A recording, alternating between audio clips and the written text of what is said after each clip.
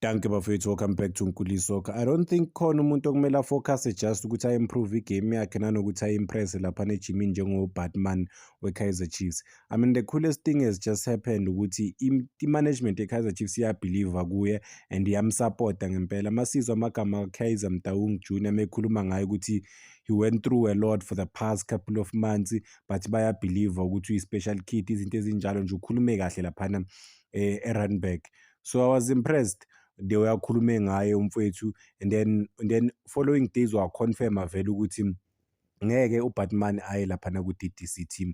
So uBatman kumele aloku asebenze kanzima ejimini afocuse. Enye into ngicabanga ukuthi engamotivate ukuthi already uvele bayo umuntu afike naye laphana ku-Kaizer Chiefs uyambona edlala nanokuthi ama-fans ame-embrace kanjani. Cabanga ukuthi yizo izinto bafowethu ekumele athathe ama-positives khona zingamcrush ezinye izinto because even ama-fans they are backing him ukuthi adlale laphana ku-first team but no, don't demote the boy to ku-DDC team. Let him fight for isikhala sakhe laphana. I mean, i-management may believe kuwe ibona something special njengoluke Batman. I mean, le nto into enkulu kakhulu engakumotivate. Kaizer Chiefs bafethu being the biggest institution in South Africa, one of the biggest on the African continent. Over some expectations bafethu makhulu noma ngithi high kakhulu. Sometimes it gets too much bafethu laphana for ama-player amasha ajoyinayo ukufika ku-Kaizer Chiefs. Already you are facing, let's say, millions and millions yabantu badebate ngawe online, bayakomperisha, already kunama-demands. But ku-Kaizer Motaung Junior understand ukuthi uBatman uzofeyisani nanokuthi ufeyiseni kule mpi yabo yaku-Cape Town, kule mpi kaBatman novele baya ku-Cape Town Spurs. Ukubhiliva nje kuye umfana into ebaluleke kakhulu nanokumnika i-confidence ngoba at the moment akadlali. So obviously kumele aziprove khona ama-player afikile laphana ku-Kaizer Chiefs ane-experience. I mean iy'trikers zabo ngikhulumile earlier on ngey'trike ukuthi ziningi kakhulu but u-Kaizer Chiefs isikhathi esiningi abakusayini uma ungekho special but khona ama-player-ke ajoyinayo ku-Kaizer Chiefs angekho special, to be fair, meaning that bayageja nabo sometimes ukusayina ama-player but uLuke Batman abantu abaningi ba-super excited abamaziyo bamrate high ngempela but ku-Kaizer Chiefs uzothola i-care nanokuthi-ke bazom-introduce kancane ku-first team gradually, kuzoya ngama-coaches ukuthi ama-coaches azodecide-ani. He's still young obviously-ke usase-raw talent. I think is waiting to make his story laphana ku-Kaizer Chiefs. I mean i-backing from i-boss yangempela laphana ku-Kaizer Chiefs, sporting director bafethu Kaizer Motaung Junior, akusiyinto encane le bafethu. It's not just a casual support but-ke i-structural confidence kumfana omncane nejeni yakhe laphana ku-Kaizer Chiefs. Siyazi ukuthi umfana ubuye eCape Town and then udlalele ku-Cape Town Spurs, ukhulele khona akaze adlala outside eCape Town but-ke ku-Kaizer Chiefs bayabhiliva kuye. Another coolest thing ukuthi ubuya kuma-under 20 World Cup, maybe lapho will take something, me learn something from ama-world class young talent. Uyayidinga i-game time is, I think it's not really a bad idea ukuthi uBatman aye ku-DDC team but angayi permanent njengabo well nabo abekho permanent but since season iqalile badlala khona uThulane Touch Mabaso noNkwesa and then noNaledi Hlongwane badlala nje exclusively ku-DDC team. I-coach eKaizer Chiefs njengoba ngeke ngasho boma last week ngathi yageja mayitshela i-media ukuthi uBatman bazomthatha bamuse ku-DDC team. Bekumele bazisolve internal, abantu mababona uBatman ku-DDC team bebazosho ukuthi okay uthola ama-minutes khona ne-fitness level, cause ukumusa ku-DDC team akusizi. Yazi why bafethu ngithi akusizi? Ngike ngasho ukuthi iKaizer Chiefs njalo idlala ama-friendlies during the week. uBatman wadlala wonke lama-friendlies lawo bawadlalayo, so already kumele bambone khona ukuthi is ready to play or is not ready to play, then badecide from lapho. I-DDC team idlala ngama-weekend, it's only one match a week and then uKaizer Chiefs badlala one match a week laphana behind closed doors, or even 2, sometimes 3 games bafethu ngeviki. Bafuna ama-friendlies are-different, kusho ukuthi badlala ama-matches just up behind closed doors laphana eNaturena, badlala nama-team waku-3rd division, 2nd division njalo. Even nama-teams waku-Betway Premiership bayadlala nawo ama-friendly games ukuthi they have to up their games and then babone ukuthi banga-improve kuphi izinto ezinjalo. So uyayithola i-game time lawo ma-matches lawo but i-game time ebaluleke ngempela competitive games noma ngithi ama-official matches la kumele approve ngokweqiniso ukuthi okay, nguBatman ngifikile, I wanna represent this team and I wanna take my game to the next level. But at the moment-ke i-striker kunzima kakhulu because of uSilva udlala kahle, no-Ighodaro uzokwazi ukubasiza ku-continental football because of u-powerful. ULuke Batman i-physique yakhe ayifani obvious neyabo Silva neyabo Ighodaro, and uMayo is more preferred, but umfana isikhathi sakhe sizofika. I mean yena kumele akwazi ukuzimotivate ukuthi hayi Sporting Direct boss iyabhilivela kimi, so naye kumele akwazi to build from leyo nto leyo. Asikakamboni obviously dlala, but patience bafethu from yena into ebaluleke kakhulu. I mean i-Kaizer Chiefs, I mean i-culture ye-Kaizer Chiefs ukudlalisa ama-youngsters bafethu, ukudlalisa ama-youngsters.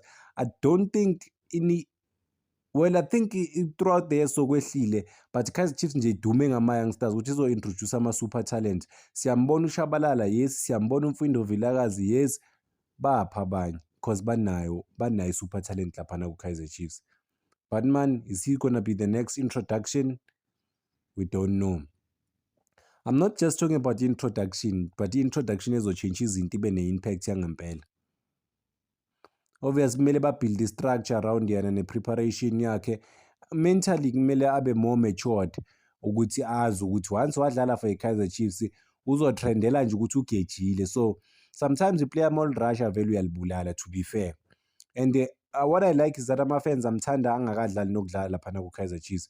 So obviously ne-Kaizer Chiefs, I think ucoach we-Kaizer Chiefs bekumele akuchaze lokhu ukuthi they don't wanna introduce umfana omncane angekho uthola ukuthi akekho ready. Next thing ama-fans sewayamjikela umfana sekuthiwa aka-replace. Leyo nto leyo ingamdamage because of kuzothatha isikhathi eside again ukuthi ba-build i-confidence yakhe umfana. I mean you've seen what has happened to ama-player afana nabo Shiva Viro laphana ku-Kaizer Chiefs, Ranga. Confidence yakhe, they killed it completely. They killed the confidence yakhe ama-fans. So you don't want that thing. And there were incidences where even ulo Shabalala naye ama-fans ambhuwe stadium. But see, I think mentally uba strong, and then nabantu bayazama ukumbonisa because of yena uShabalala bayazi ukuthi super talented, but they demand more from him. Kwamanye ama-game bebafila ngathi is not giving enough for i-Kaizer Chiefs. Ucoach beyangayichaza lento leyo ukuthi bafuna ukumake sure ukuthi uready, umfana uzoba ready ukuthi a-contribute, not just ukuthi a-appear nje or appear for i-Kaizer Chiefs, no. Yeah, so ku-Kaizer Chiefs, if you are given an opportunity to play, you don't just hide behind big players, no, you have to show. Every mistake ku-Kaizer Chiefs iba ama-headlines bafethu, every performance kuzoba i-talking point ku-social media, millions of ama-clip, millions of ama-impressions, ama-comment about just iplayer elilodwa nje. Once wabaphuwa ngegame bazokhuluma ngawo Batman. But i-role ka-Kaizer Motaung Junior bafethu ibaluleke kakhulu laphana ku-Kaizer Chiefs, ukuthi i-Kaizer Chiefs bafuna ukudevelopa i-team say for the future, and then badevelopa abadlali. But-ke abadlali kumele baqale ukubanika ama-opportunities basesebancane. I mean mawubheka kunabadlali aba-promising even to this day ku-Kaizer Chiefs, but banabo ma-20 something balaphana ku-DDC team. But abaningi thola ukuthi bana-20, 21. Lowo muntu loyo bekumele ngabe sekaku-professional setup, to be fair.